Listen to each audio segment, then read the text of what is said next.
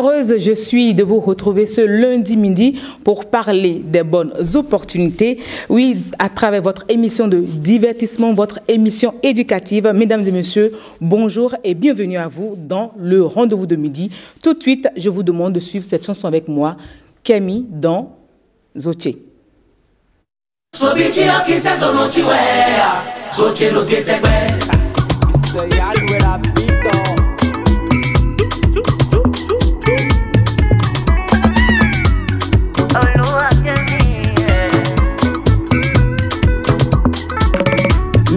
Como aí de chile mi guapo, pero toco le dio tono mi bo, un colero zono no mau mendigba Zoche coleta, so bichi aki se zono chiwea, zoche lo tetebe. no mau mendigba Zoche coleta, so bichi aki se zono chiwea, zoche lo tetebe. Amo mi do azonzonti, como do chekofo, pero toco le dio tono mi bo. Nkule je jogun amo mi do kokre ame okweto abe agbancheton pero toko le di otonu mi bo nkule usu propriétaire. Ils ont dit que tu es stérile mais ils ne sont pas dieux pero toko le di otonu bo akule usu jao no do mau mendigba titi doni tinu keto so bichi ki sezo no chiwe so chero tetebe.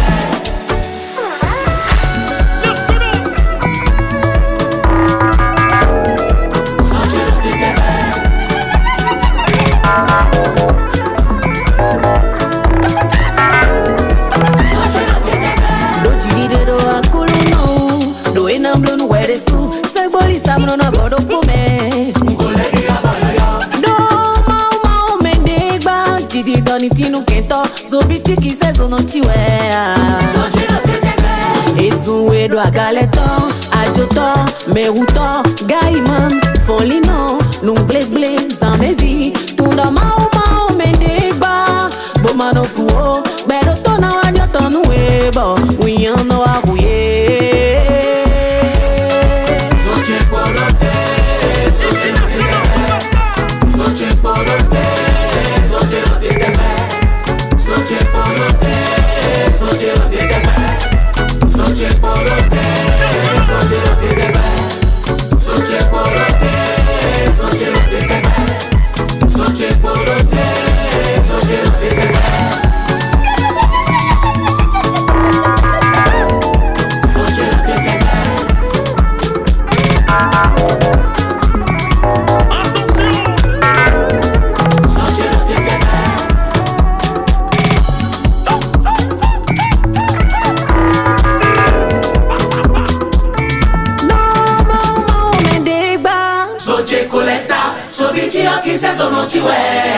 soche no tetebe.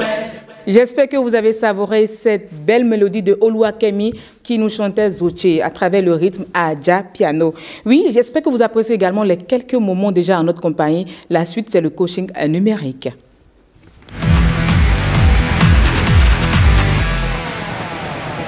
On entend souvent les gens se dire « je suis sous écoute », oui, j'ai l'impression d'être espionné et oui, d'autres vont jusqu'à dire que leur téléphone est cloné.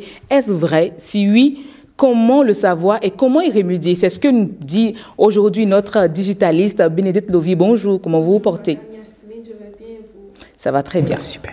Sur ce plateau, avec Bénédicte, nous avons également Salon Darius, qui est un producteur agricole, qui va également nous présenter tout à l'heure la rubrique « Ça pousse ». Mais avant, on reste avec le coaching numérique avec notre belle Bénédicte Lovie. Merci. Alors, dites-nous, Bénédicte Lovie, est-ce que réellement les téléphones peuvent être clonés? Oui, les téléphones peuvent être clonés, espionnés, mis sur écoute et c'est à travers, ça peut se faire avec un contact physique et en installant un logiciel espion, ou ça peut se faire via les liens malveillants sur lesquels nous cliquons. Tu as gagné 50 gigas de quelque chose, clique sur le lien pour avoir des trucs comme ça. Et donc, c'est un peu ça. Où on nous parle d'une actualité sans le vouloir, on clique dessus sans regarder d'abord, être sûr que si c'est une page ou un lien fiable. Ouais, et parfois même, ça vous dit attention et tout, mais en recherchant les 50 gigas ou bien quelque chose, on continue quand même. Et c'est là, en fait, qu'il y a des pièges. Voilà, il y a des pièges et des applications espions qui tournent en arrière-plan après, parce que nous, on ne sait plus, on ne sait pas exactement sur tous les liens sur lesquels on a cliqué quand même. Et voilà, donc on est sur écoute, que ce soit à travers nos messageries, les réseaux sociaux, nos messages simples ou nos mails, ou encore... même les messages simples. Oui, même encore pour les appels. Mais alors, pourquoi la sécurité du téléphone est tellement importante pour nous? Alors, vous savez que nos téléphones sont nos coffres-forts numériques. Et dans nos téléphones, il y a nos données privées, professionnels, que ce soit des messages ou des contacts de personnes importantes ou encore des données que nous ne voulons pas envoyer à des gens. Donc, on s'envoie ça à nous-mêmes. Voilà, je veux retrouver ça après. Et si ton téléphone se retrouve entre les mains de quelqu'un d'autre, il peut utiliser ça pour te voler ton identité ou un moment quand tu fais du chantage, s'il trouve des trucs super intéressants dedans pour lui. Donc, des choses super intéressantes. Ouais, donc nos vies, notre sécurité privée, nos vies professionnelles, relationnelles peut être mises en danger si nos téléphones sont, comment dire, si quelqu'un d'autre a accès à nos téléphones. Voilà. Alors, mais comment savoir que mon téléphone n'est pas sur écoute ou qu'on m'espionne? Alors, là, je ne vais pas donner d'exemples d'applis parce qu'il y a beaucoup d'applis qui sont encore même des applis malveillants, mais je vais donner des signes qui font que des gens peuvent se dire, j'ai comme l'impression, voilà, que mon téléphone est sur écoute. Et ça, c'est dans le cas où votre téléphone, ça marche bien, tout va bien. D'abord, vous savez, quand on parle de logiciel espion ou autre, en fait, ça tourne en arrière-plan du téléphone. Genre, c'est pas que tu ne vois pas et tout. Et, comment dire? Alors, si déjà ton téléphone, ça se décharge très vite, même... ta batterie, ça n'a aucun problème, tu n'utilises pas comme ça et tout. Même encore quand tu l'utilises, le rythme que ça se décharge, si ça s'accélère, ce qu'il est fort probable qu'il y ait des logiciels espions qui tournent en arrière-plan. Et si ça chauffe également beaucoup, sans que tu ne l'utilises en fait, parce que vous savez, les logiciels espions en fait, ça utilise des ressources de nos téléphones pour collecter les données, les transmettre ensuite sur un serveur ailleurs quelque part. Donc, à part ça aussi, si il y a des applications qui s'ouvrent et qui se ferment alors que tu n'as pas de problème souvent ça arrive quand nos tactiles ne marchent pas. Il y a des applis qui s'ouvrent et qui se ferment. Mais quand tu n'as pas ce problème-là, mais là, il y a des applis qui s'ouvrent et qui se ferment. Ce sont des signes de, voilà, quelqu'un d'autre a sûrement accès à ton téléphone. Ne me faites pas peur. ou encore, comment dire, il y a ta consommation de données, elle devient juste excessive alors que, ton activité, elle est la même. Donc, c'est un peu ça. Est-ce que, M. Salan, il vous est déjà arrivé d'avoir ces signes, les signes que Mme Lovier a cités là? Je dirais oui. Oui. J'en ai eu certains signes, tels que le portable se chauffe ou le déchargement de la batterie très rapidement. Ça se passe. Mais déjà, quand on sent ça, qu'est-ce qu'il faut faire pour être sûr qu'il n'y a pas un logiciel malveillant en arrière-plan qui travaille, qui m'espionne? Alors, on ne peut pas être sûr à 100% qu'il y a un logiciel, qu'il n'y a pas de logiciel en arrière-plan qui tourne, comme je dis, parce que, voilà, quoi, on est dans beaucoup de choses avec nos téléphones. Mais la première chose qu'il faut faire, c'est de désinstaller les applications, les logiciels qu'on ne connaît pas. D'accord. Parce que quelqu'un, même genre qui est ton ami ou un proche, peut prendre ton téléphone à un moment, prête-moi, je fais un appel avec, installer un truc dessus. Mais après, genre, toi, tu ne sais pas. C'est fini. Donc, du coup, quand tu as ces signes-là, tu prends ton téléphone, tu fuis bien les applications que tu n'utilises pas ou que tu n'as pas installées et tout, et tu te dis, bon, c'est sûrement venir avec le téléphone, mais non, tu les désinstalles. Et après ça, il faut redémarrer le téléphone. Vous savez, même s'il y a n'importe quoi, en effet, qui tourne en arrière-plan, si tu redémarres ton téléphone ou encore si tu fais une mise à jour, il y a souvent des propositions de mise à jour. Si tu fais une mise à jour, ça s'arrête et il faut quand même que les gens en arrière, il faut que les espions se reconnaissent quand même. Voilà. Donc, il faut faire une mise à jour de votre téléphone et surtout aller parfois dans vos paramètres et voir s'il y a, et vérifier les accès de vos applications. Il y a, je suppose par exemple WhatsApp qui,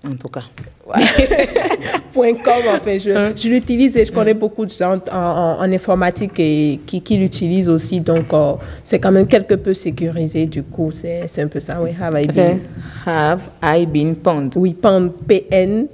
Non, P-W-N-E-D. Voilà, P-W-N-E-D. N-E-D, ouais. Voilà. C'est ça. Essayez, fidèles téléspectateurs. Les astuces, là, on ne les donne pas au hasard. Hein. Essayez. C'est toujours mieux de savoir si on n'est pas sur écoute, si on n'est pas suivi pour protéger ces données personnelles. C'est ça. Donc, moi, je vais dessus régulièrement.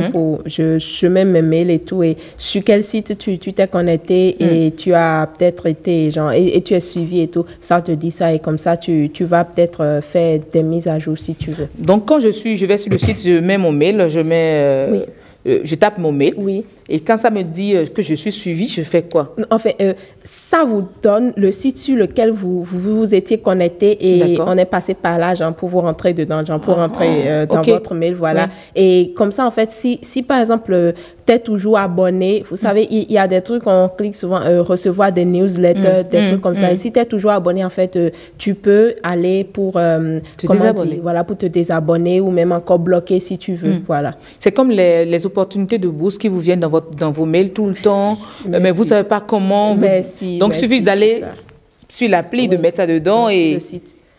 Ça vous dit en fait s'abonner quoi. Franchement, en tout cas, je ne sais pas pour vous, un téléspectateur, mais moi, là, j'ai trouvé la solution déjà. Hein. Je sais comment il y a me désabonner. Je l'utilise, je l'utilise quand même, et voilà. Et à part les mails, quel autre, par exemple, qu'on est sur écoute, quand on parle d'écoute, c'est que vous prenez un appel, il y a quelqu'un de l'autre côté qui écoute avec vous, ou carrément la personne peut même émettre des appels à votre place. Oui, alors, pour que la personne émette des appels à votre place ou pour que le téléphone soit cloné directement, genre comme ça et tout, c'est que il y a une application sur votre téléphone qui vous permet, de renvoyer, de faire la liaison, voilà. Qui permet de la personne n'est pas obligée de rester à côté de moi. Ah non. Il y a aussi une chose, souvent on utilise, enfin, on se connecte parfois aussi à des réseaux Wi-Fi qui ne sont pas sécurisés et on profite pour vous voler juste quelques données et tout. Quand nous voler quelques données, Bénédicte, c'est pas quelques données. Ces données peuvent vous porter atteinte demain. C'est ça. Tout est important. Donc, oui, il y a des applis enfin, j'en connaissais une, mais ça, c'est quand j'étais un peu plus jeune et que j'essayais tout, voilà. Mais il y a des applis, comme je dis, vous prenez votre téléphone, il y a une appli et tout que vous ne connaissez pas qui est là, désinstallée. Tout simplement. Désinstallée. Monsieur Salon, vous, de toutes ces astuces, quelle astuce vous avez le plus retenu? Bon, il faut dire que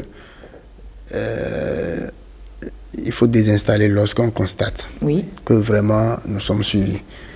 Je pense que c'est la meilleure solution. Je crois que c'est ce qu'on a. C'est ce que c'est plus facile. C'est plus facile.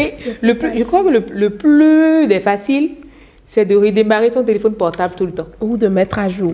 Voilà, parce que les concepteurs d'appli et tout, genre, on sait que nos téléphones sont remplis d'applications et les concepteurs d'appli savent que les gens, ils font tout pour chercher les failles de leurs applis. Donc, eux aussi, en fait, ils travaillent. C'est pour ça il y a les versions actualisées où ils demandent de faire des mises à jour. Parce que si tu fais, par exemple, une mise à jour, je suppose, par exemple, que ton WhatsApp, il est cloné et tout. Si tu fais une mise à jour de WhatsApp, en fait, la personne n'aura pas accès à cette la nouveauté sur l'appli. Voilà, la personne n'y aura pas accès. Donc, les mises à jour, en fait, ça ferme les anciens portails de... je vais dire... en interface. Voilà, ça ferme les failles et tout avant et il y a de nouvelles sécurités qui sont dedans. Du coup, faites souvent des mises à jour si vous avez la connexion, quoi.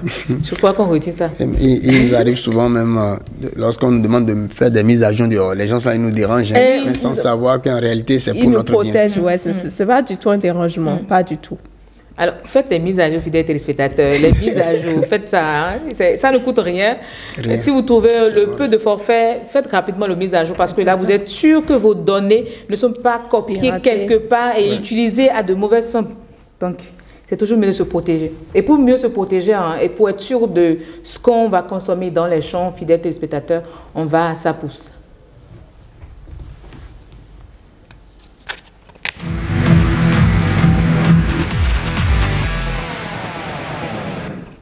Et oui, fidèles téléspectateurs, c'est fini pour le coaching numérique et dans sa pousse, il nous arrive de consommer ce fruit dans nos repas. Je dirais c'est un légume, mais pas abus. On l'appelle, je dirais, salade. Mais son vrai nom, c'est les laitues. Ce sont des feuilles bien vertes qu'on consomme sans modération. Oui, les nutritionnistes nous diront consommer avec modération, mais nous, quand on veut faire des régimes, on y va sans mettre un gant. Et aujourd'hui, on en parle comment faire son champ ou son jardin de laitue avec une bonne productivité. On en parle avec notre formateur agricole, Salon Darius. Alors, dites-nous, les feuilles de salade, comment on peut arriver à avoir une bonne productivité? Ok, merci madame. Alors, il faut dire que la salade, ou je dirais la laitue. La laitue, voilà. La laitue, on tombe tous dans ce piège. Voilà. Sinon, localement, les gens disent salada, salada. Quand la bonne dame vient acheter, elle va te dire mido salada. C'est l'expression qu'on utilise. Mais sinon, c'est la laitue. D'accord? Donc, la laitue, il faut dire que c'est une culture, c'est une plante d'abord herbacée qui est consommée de beaucoup de populations. C'est-à-dire les populations en consomment beaucoup. Et de par les feuilles, ces feuilles très douces, c'est des feuilles très douces qui, n'est-ce pas, sont aimées de la population. Alors, comment est-ce que nous pouvons avoir les feuilles de laitue? Alors, il faut dire que d'abord, en tant que producteur, j'ai mon champ, c'est-à-dire j'ai un domaine, j'ai les moyens qu'il faut, j'ai le domaine, j'ai les moyens qu'il faut, j'ai la main-d'œuvre. Alors, j'ai besoin de la semence, j'ai besoin de l'eau, j'ai besoin du matériel. Est-ce qu'il faut beaucoup de main-d'œuvre? Bon, ça dépend de la superficie. D'accord. Ça dépend de la superficie. Quelle superficie je vais emblaver, c'est ça qui m'amène à chercher un certain nombre de main-d'œuvre. On va rester sur ça et voir cette vidéo que nous propose notre bienvenue à l'OFA, notre producteur agricole qui nous a fait une petite démonstration de sa production de salade. On y va. Aujourd'hui, nous allons vous parler de la laitue. Comment avoir de la laitue chez soi ou bien comment faire de produire de la laitue à titre commercial. D'abord, en premier lieu, vous apprêtez l'espace, la planche, pour qu'il va accueillir les semences.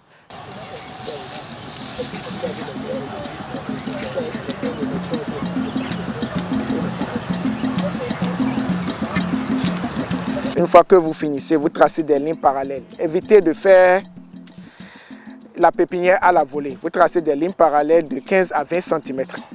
Une fois que vous finissez de le faire, vous mettez les graines à l'intérieur. Vous éparpillez les graines à l'intérieur. Et une fois fait, vous allez essayer de faire quoi? De prendre un peu de sable pour entasser.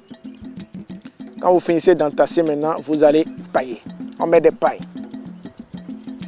Vous envoyez des pailles que vous posez là-dessus. Après cette étape-là, vous arrosez. Vous prenez de l'arrosoir et puis vous arrosez correctement. Une fois que vous arrosez, tous les jours vous arrosez matin et soir pendant 7 jours. Et là, vous enlevez maintenant les pailles. 3 semaines après, vous avez des pépinières comme ceci qui sont déjà prêtes à être repiquées. Donc vous les enlevez avec soin, avec le sable, un peu du sable, et vous les prenez maintenant que vous envoyez sur la planche qui va les recevoir jusqu'à ce qu'ils vont grandir.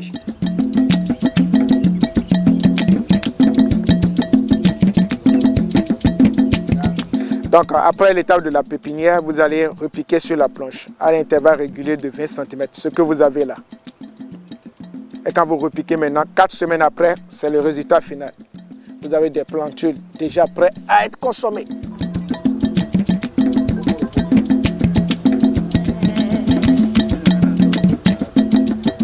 Donc maintenant, les légumes sont déjà prêts pour être repiqués, la laitue. Voici. Et un pied comme ça, vous pouvez le vendre à 100 francs ou 50 francs. Ça dépend de votre zone de provenance. Et c'est bon. Et oui, c'est prêt déjà nos feuilles de laitue et les feuilles de salade. L'alliance, elle est précieuse, il faut le faire. Oui. Alors, là, il nous a parlé de 3 semaines, 4 semaines. Et ça dit que si je commence déjà par faire mes pépinières de laitue, là, aujourd'hui, déjà, le 25 décembre, je pourrais consommer des laitues? Je dirais non. D'accord. Alors, c'est quoi la durée totale? Ok. Quand nous prenons la phase de la pépinière, la pépinière dure 3 semaines en moyenne. D'accord. Les graines mises en terre. En terre. Ça fait déjà 4 semaines. 3 semaines. Disons 21 à 25 jours. D'accord. Mais on parle de 3 semaines minimum. D'accord. C'est-à-dire, si c'est bien entretenu, vous aurez la pépinière prête à repiquer en 3 semaines. D'accord. Et après les 3 semaines, vous faites le repiquage. Donc après le repiquage, ça veut dire que la plantule reste maintenant en son lieu définitif pour grandir jusqu'à donner ce qu'on doit consommer. Et ça, là, ça fait 4 semaines minimum. Là, ça veut dire en 10 semaines, parce que si je fais le point, en 10 semaines, dans une marge de 10 semaines, ça fait 2 mois, 2 semaines. Oui, 2 mois, 2 semaines. On est sûr déjà. Donc, si j'avais su plus tôt, j'avais commencé pour que en janvier, octobre. Oui, on avait commencé depuis pour nous également, parce que la période. Sinon, même il faut dire qu'est-ce que ça atteint même les 10 semaines, parce que quand vous prenez les 4 semaines, ça fait 4 semaines plus 3 semaines. Donc, nous sommes autour de 7 semaines. 7 semaines. Le minimum, 7 semaines. 7 à 8 semaines. Moins de 2 mois. Moins de 2 mois. Déjà, moins de 2 mois, c'est déjà... je crois qu'on est à moins de 2 mois de la fin de l'année. Surtout qu'en temps de fête, ça coûte cher. Oui, ça coûte trop cher. Et pourquoi, en fait, en période de fête, ça coûte cher? Vous savez, il y a des gens, il y a des foyers qui, entre-temps, rares consomment la laitue.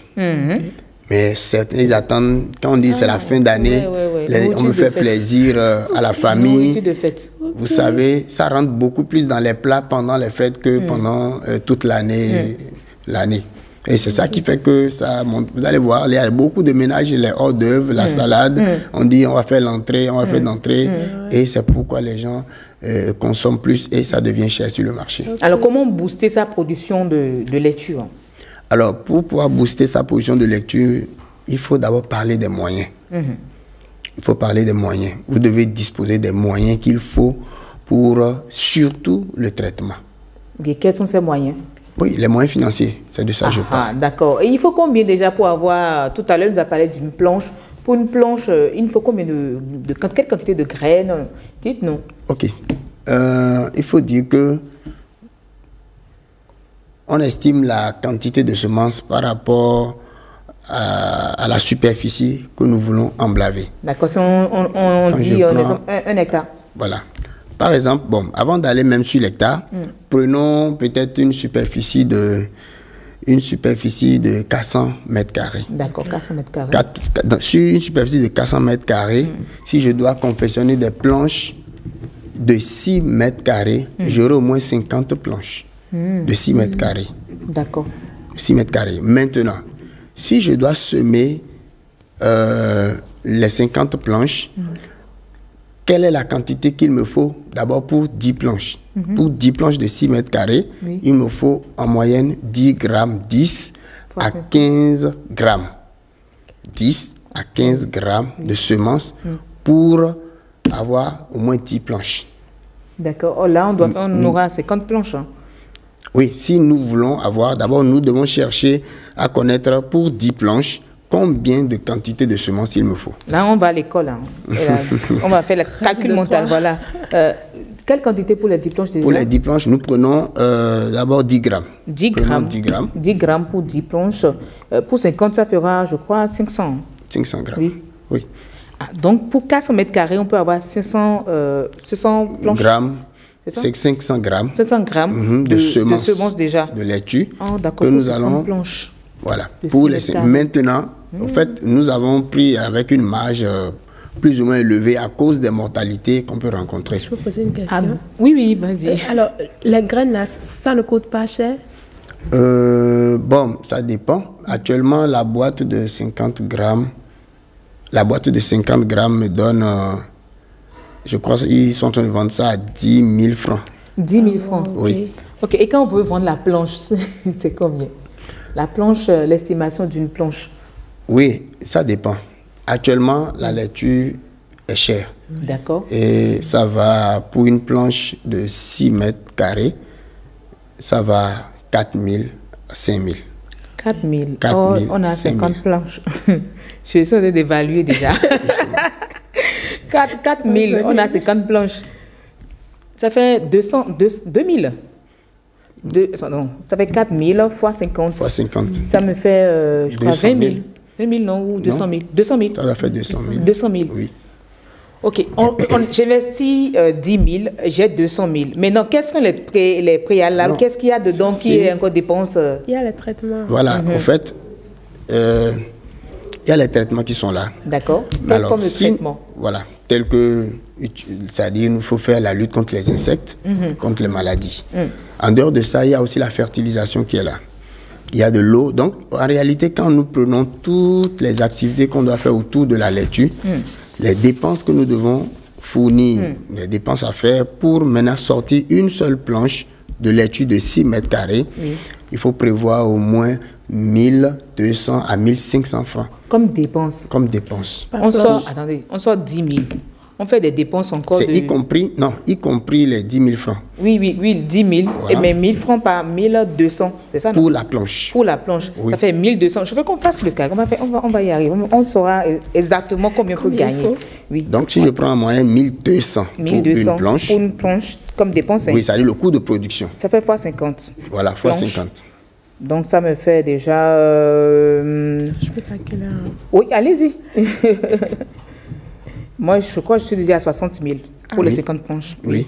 60 000. Mais non, j'ai déjà plus 10 000 que j'ai dépensé déjà. Hein, non, c'est ce que j'ai dit. En réalité, les 10 000 sont inclus déjà dedans. Parce que les 10 000, ça concernait donc, les 50 planches. Pour les 50 planches, on fait comme dépense 60 000. Voilà. Et après les 60 000, déjà les bénéfices qu'on a, tout c'est 200 000. Voilà. Les 60 000 compris. Et quand on enlève les 60 000... Voilà. Ce qui reste, ça vous revient. Production de salade. Alors, ça c'est parce que... Pour 400 mètres carrés. Pour 400 mètres carrés. On sort 60 000. Oui. Et on rentre en termes de rentabilité, on a 140 000. Oui. Et comment on écoule réellement? Parce qu'il faut être sûr qu'on a écoulé pour avoir ce montant. Ce montant, voilà. Donc, en ce qui concerne l'écoulement, le marché d'écoulement, il vous revient d'aller vers les bonnes dames ou d'aller vers les restos, les hôtels et autres. Ouais, il y a certains qui prennent, c'est-à-dire qui s'engagent sur un contrat avec les hôtels et les restos. Voilà. En fait.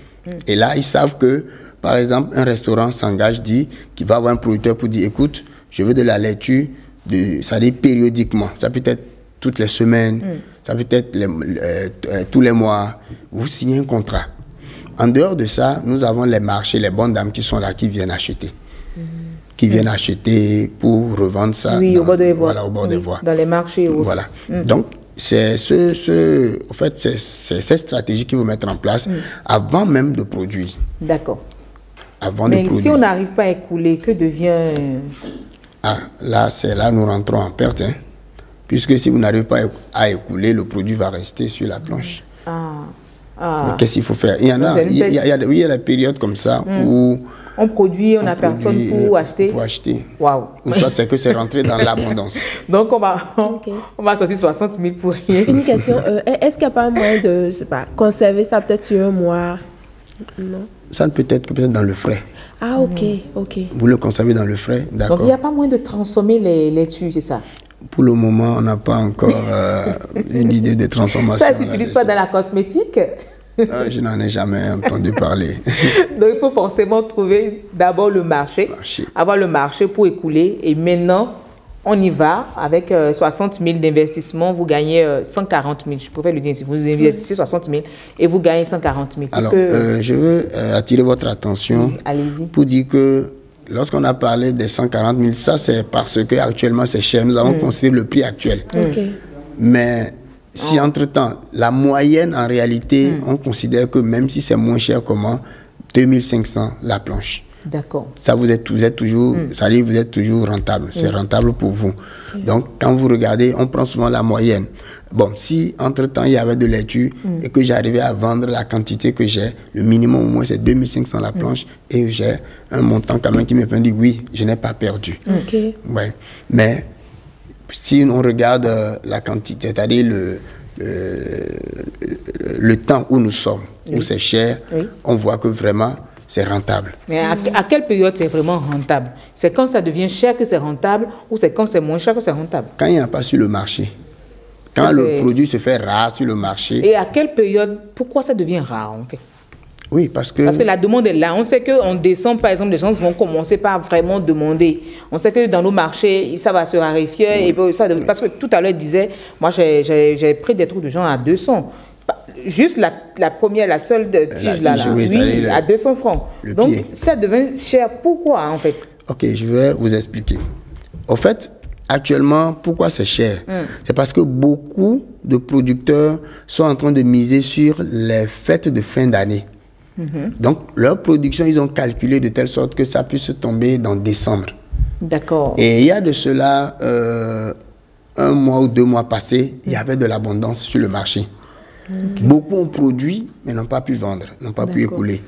Donc, ils ont ralenti la production. Ils se sont dit, bon, autant alors produire pour les fêtes de fin d'année. À partir déjà du 15, 20, 25 jusqu'à décembre, vous allez voir que la laitue va diminuer de prix.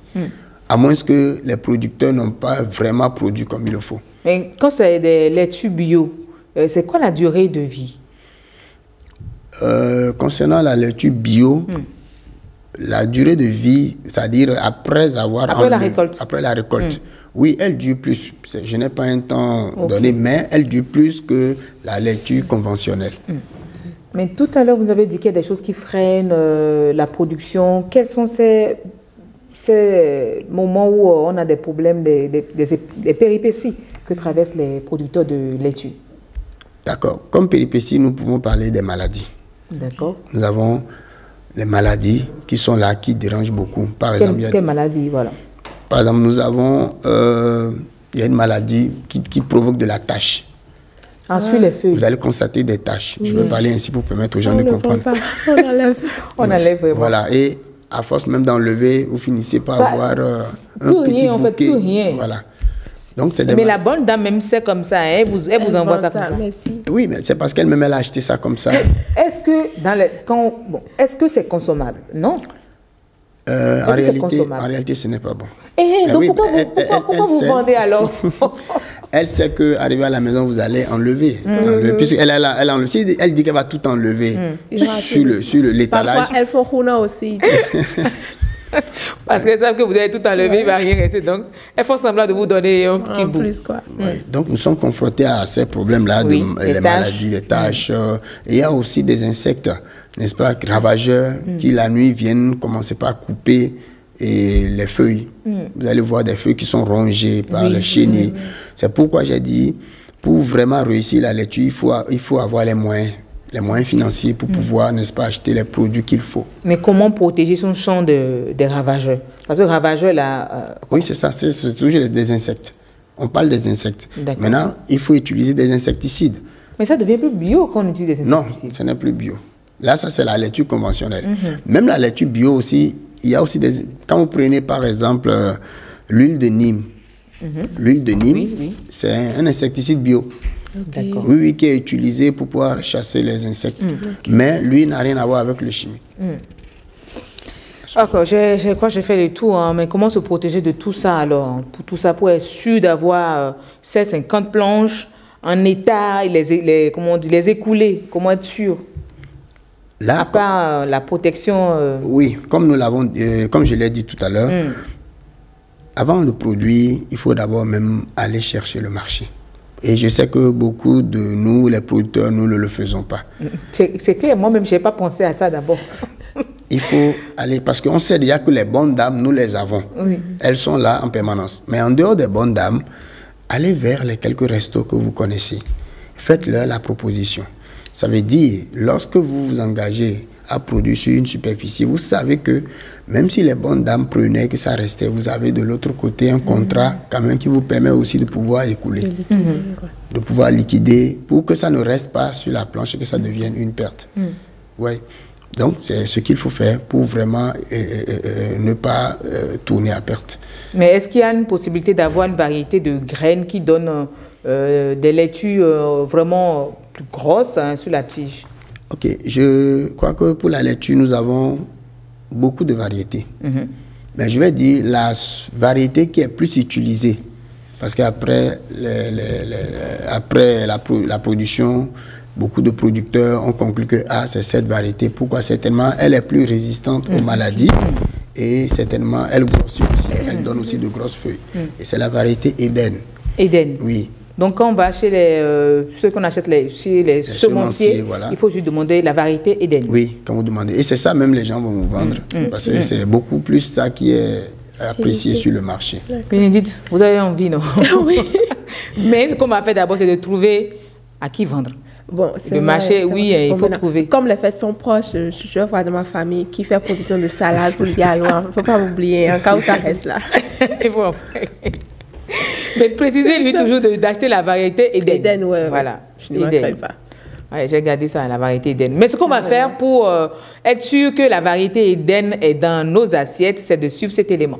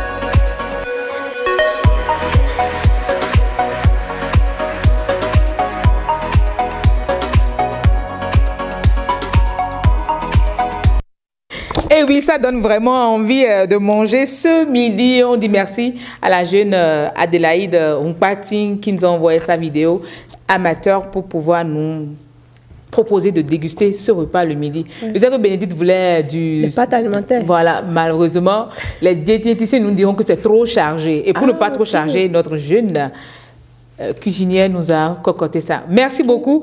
Fidèles téléspectateurs, ce sera tout pour le rendez-vous de midi de ce jour. N'oubliez pas, hein, quand vous êtes sur écoute, vous avez des applis qui vous permettront de vérifier et de couper, de mettre un thème à ces écoutes ou à ces espionnages. La méthode simple que nous a proposée Bénédicte, c'est déjà de redémarrer votre portable ou de faire les mises à jour de vos applications. Dans sa pousse, nous avons aussi cette opportunité, oui, l'opportunité que vous avez, c'est de planter des bonnes graines, la graine Eden de laitue pour avoir, quand c'est bon, après cette semaine, vous avez 140 000, voilà, 140 000 pour 50 planches. Et quand c'est moyen, vous avez 65 000. Donc, on vous dit, dans la terre, il y a beaucoup à gagner. Essayez, venez nous dire, nous n'attendons que vos témoignages. Ce sera tout pour le rendez-vous de midi de ce jour. Bon appétit avec la salade.